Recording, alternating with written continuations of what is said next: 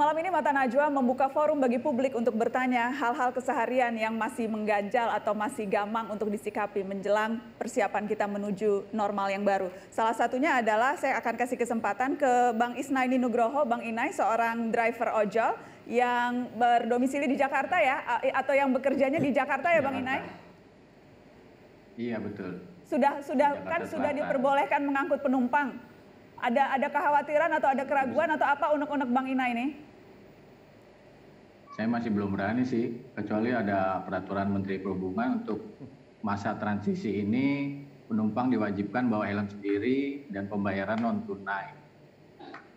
Terus juga masa new normal ini insentif dan bonus juga tidak ada kan.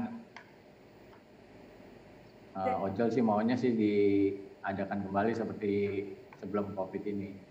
Oke, tapi yang jelas maunya ada resmi begitu penumpang bawa helm sendiri. Kalau yang sekarang selama 3 hari ini yang Bang Inai alami atau teman-teman cerita, apakah penumpang rela mau bawa helm sendiri atau gimana? Ada yang bawa helm sendiri dan juga pembayarannya kebanyakan non tunai kan, biar nggak bersentuhan sama driver. Oke. Jadi kalau ada itu baru akan bisa lega begitu ya. Mbak Adita, adakah dari Kementerian Perhubungan menyikapi soal ojol ini bagaimana Mbak Adita? Ya, untuk ketentuan tentang sepeda motor berbasis aplikasi ini sebenarnya sudah diatur di Surat Edaran nomor 11 ya tentang transportasi darat.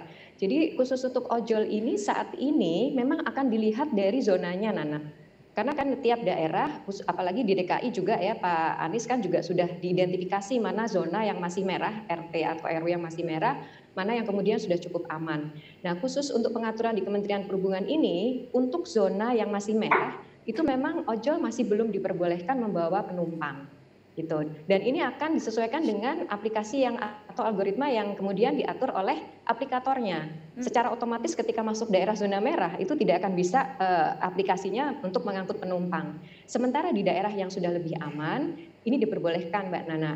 Tentunya tetap dengan menerapkan protokol kesehatan yang ketat ya. Kalau tadi usulan dari Pak Isna ini soal helm, saat ini memang belum kami wajibkan untuk penumpang membawa helm sendiri, tetapi disarankan karena ini kan kepentingannya juga untuk penumpang maupun untuk pengemudi.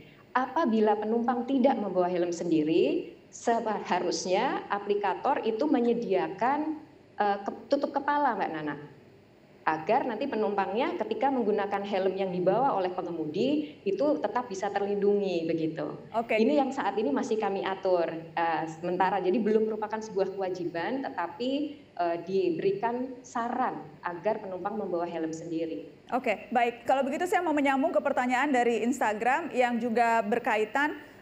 Ini juga dari driver ojek juga, kalau saya tidak salah ada banyak juga driver ojek yang menanyakan ini. Apakah bisa dikeluarkan teman-teman pertanyaannya?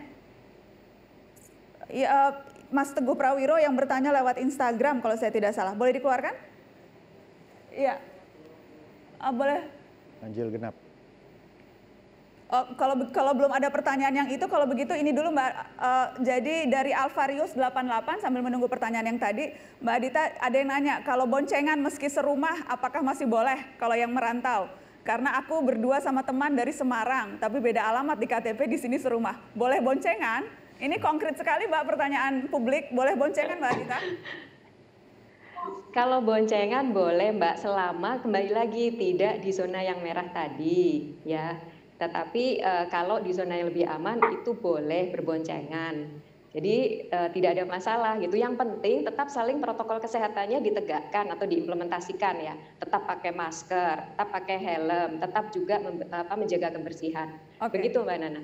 Oke, dari Siaturi 98, kalau transportasi cuma setengah, apakah harga bakal naik?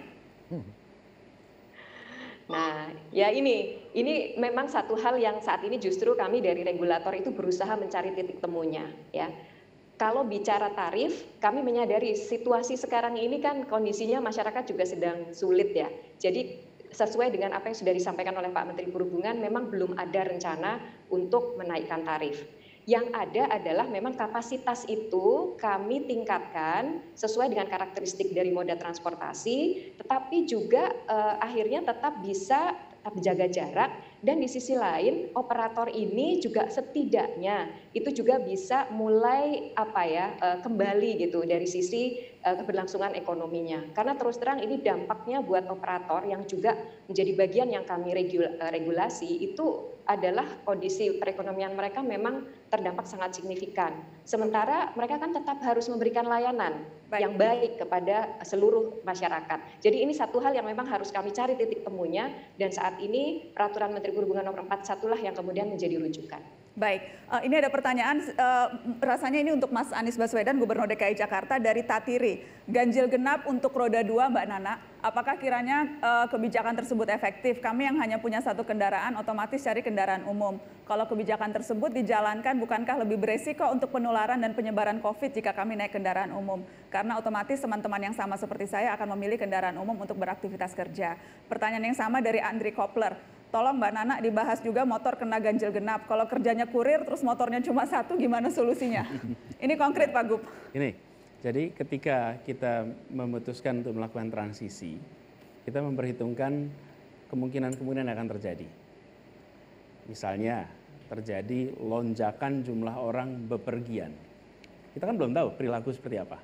Kemudian lonjakan jumlah kasus dan tidak terkendali. Karena itu dari awal kita sampaikan kepada masyarakat, ini ada dua instrumen pengendalian nih. Satu yang sudah disebut berkali-kali, namanya emergency brake policy. Kalau sampai terjadi parah, kita hentikan kembali ke masa pratransisi. Yang kedua adalah kebijakan ganjil genap. Jadi ganjil genap ini bukan pengendalian lalu lintas seperti dulu. Kalau dulu kan rute-rutenya. Ganjil genap itu tujuannya adalah untuk menjaga agar separuh penduduk yang nggak pergi, supaya tidak bepergian. Nah, tetapi itu bukan berarti otomatis dilaksanakan. Jadi, tapi kita sampaikan, bila ternyata semua orang pergi, semua orang keluar, lalu kondisi tak terkendali, karena semuanya bepergian, maka terpaksa kita harus mengendalikan itu. Nah, salah satu instrumennya adalah ganjil genap. Tapi saya perlu garis bawahi, itu ada, bukan berarti otomatis akan dilaksanakan. Policy itu salah satu opsi. Karena itulah penting bagi kita semua sekarang, saya garis bawahi. Kita ini kan mencari boleh tidak, prinsipnya di rumah. Jadi di rumah dulu sekarang, ini belum selesai.